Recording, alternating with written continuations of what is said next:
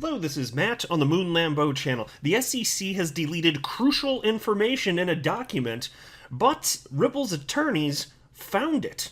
And the reason that this is incredibly important is because it relates specifically to Ripple's fair notice defense, which of course is this idea that Ripple, of course, not being in a world where there's sufficient regulatory clarity, there's no way that they possibly could have known that the SEC would eventually one day claim that they were selling XRP as an unregistered security.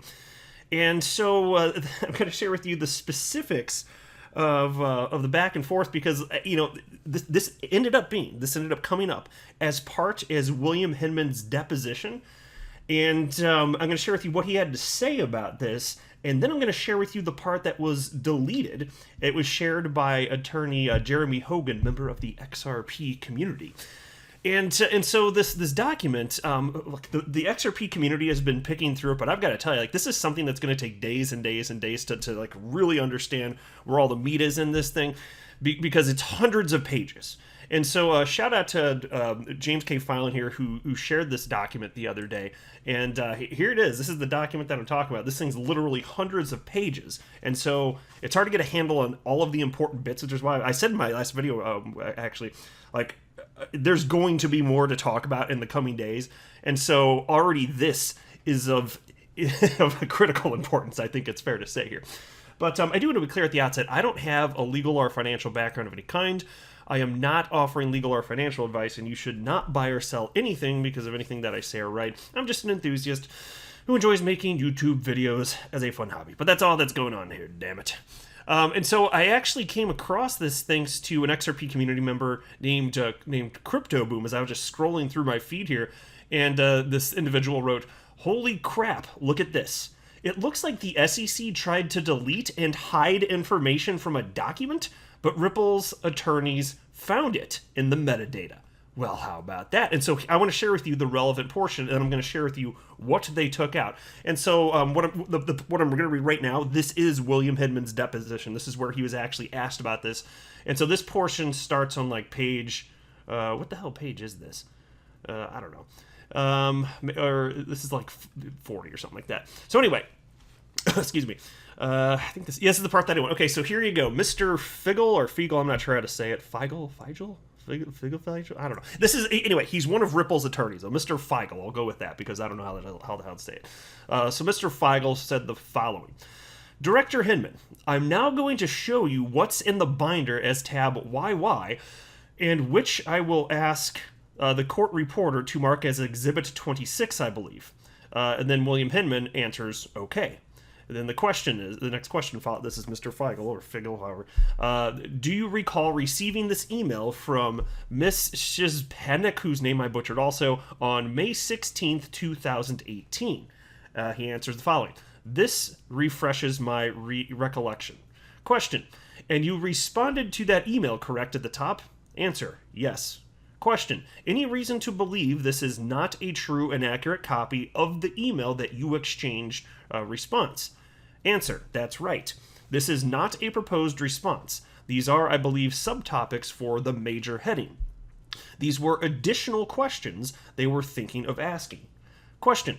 "What is your basis for your testimony that you understood that these were subtopics that they proposed?" Answer. And so again, all these answers here, this is William Hinman responding. "Because when you read them all in context, it's clear that they are sort of follow-on questions. If you read number 2, for instance, it's pretty clear that's another question they're going to ask." Question. "And focusing now on 4A. Answer. Right. Question. "You'll see that it was deleted? Question mark. Answer. Right. Question. "And I will represent to you my understanding is that Mr. Seaman deleted this portion of the document." And so I'll pause right there. I'm not sure who Mr. Seaman is, but it's an individual that they were talking about. It was talked about, obviously, throughout other portions of this deposition here. It doesn't matter. I'm just recognizing, if you're wondering, okay, wait, Seaman, why are you going past that? Which is why I didn't want to go past it. No, you don't. We actually don't need that piece of information to understand what's going on, but I did want to mention that, so somebody's not like, was I supposed to know who the Seaman guy is? No, you're not supposed to know. It doesn't matter for the purpose of this video. And so this is where Jorge Tenreira jumped in. This is one of the SEC attorneys. and wrote, "What's the basis of that understanding, Reed?" And then Ripple attorney Mr. Fiegel jumped in and said the following: "Our review of the metadata. If you look to depends how you present it, but if you go to the second document, it says on some version of it, deleted by Michael Seaman." And then attorney Tenreiro with the SEC responds with the following. He said, "Okay, I think there's no foundation to that right now in the record, but go ahead and ask the question." And then Mr. Fiegel here says, "Let's open the native file and I'll try and show you because I think it's important." Yeah, let me pause right there. Oh, it's important, all right, because you just wait. Again, we're almost at the part where I'm going to tell you exactly what it had to say here. And this is like, again, this is exactly what Ripple has been saying. Just wait till I get to it. It's exactly what Ripple's been saying. There is not sufficient regulatory clarity within the space. There's no way they could have known that the SEC would one day come after them, almost a decade after they started selling XRP, and then one day claim that it was sold, that they were actually selling it as an unregistered security. And so Mr. Tenreiro, the SEC attorney, says, even if it is, so he's saying even if it's important, even if it is, you can ask him if he directed Seaman to delete it. I mean, does he remember that? And then Mr. Fiegel, whatever, responded with the following question. Did you direct Mr. Seaman to delete these subtopics? Answer, this is Hinman now. Answer, I don't recall directing him to do that. Question, do you have an understanding as to why he deleted these subtopics? And then now Mr. Tenreiro, SEC attorney, jumped in and says, without disclosing deliberations or conversations. There you go. Don't say anything that we wouldn't want you to say. All right, okay. And then William Hinman responds with the following. I don't have a specific recollection of reading the particular deletion here. I think he may have been looking for a broader question rather than something that was characterizing some of our advice or our guidance in this area. This looks very narrow, and we might not have agreed with the premise of the question. And so now this is the part where I'm going to read you what was actually deleted. And you're going to see that what William Hinman just stated there is not in line with reality. The reason it was deleted, clearly, I mean, it seems obvious, doesn't it? I mean, you'll see when I read it. It's because because look, if you're the SEC, and this is leading up to the point where William Hinman would ultimately give a speech, you're not, if you want to state that there is clarity or this is what things look like, this is the path forward clearly, then you're not going to want to have something in your in any communication or your speech or really anything indicating something to the contrary. Of course you wouldn't. And so take a look at this now. I think it's on this tab. Yeah, here we go. So this is from attorney Jeremy Hogan, and he actually retweeted that comment from Crypto Boom, which is, again, how I came across this. And Jeremy Hogan tweeted out the following. Here's the deleted portion of the SEC document. And this is the quote now. From the SEC. You call 10 different law firms. They give you 10 different answers. Each of them has their own particular spin. It's like the white light of your speech went through a prism and came out in 10 different colors of legal advice. Whoa! Well, can you see why I wanted to cover this? Yeah, this is playing exactly into the hands of Ripple's legal team, because there isn't sufficient legal clarity, and here you freaking have it from the SEC. It could not be more crystal clear. This is indeed the case, that this is reality, and the SEC is going to continue to have a hell of a time pretending like that's not the case. And then here you have William Hinman sitting here going through this, acting like that's not the reason.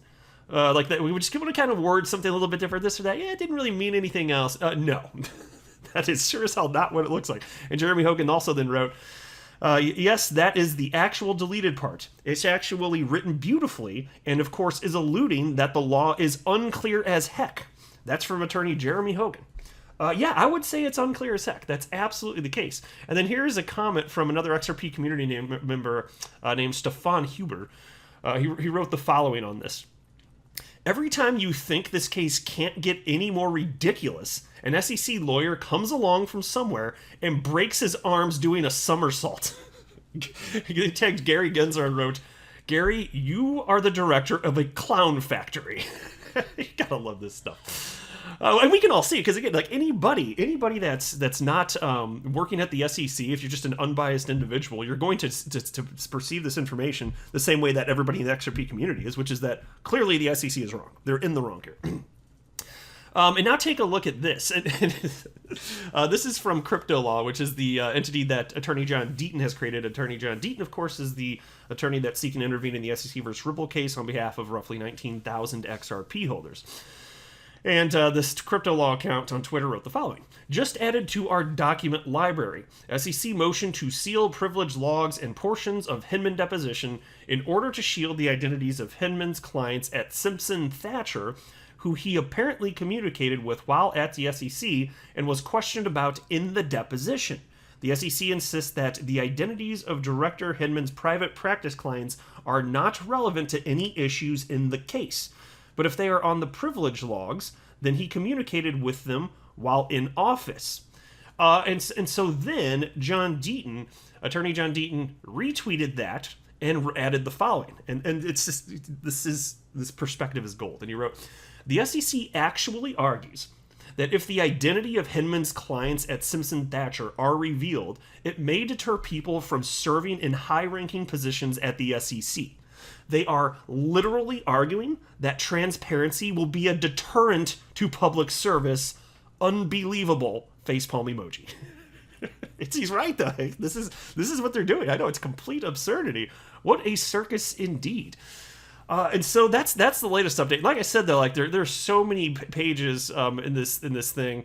Like it's going to take a while to get all of the meat out of this here, and I haven't had an opportunity to read the whole thing. But luckily, since the XRP community really works as a team to like discover what's in legal documents, like there's so many people pour through them, and I'm not the only one that does this type of stuff, of course. But as neat little things are found, the community shares it with other community members. And so we've already found some really interesting things like what I just covered in this video, but I'm willing to bet there's more. So again, just in the coming days, if other additional interesting things come out of this, I'll be talking about it. But to me, this was a gigantic one. Just hiding something and then pretending like it's something that's like not relevant. Come on. Freaking idiot sticks. I'll go ahead and wrap up there, though. I am not a financial advisor. You should not buy or sell anything because of anything that I say or write. That would be a very, very, very bad idea. Until next time, to the moon, Lambo.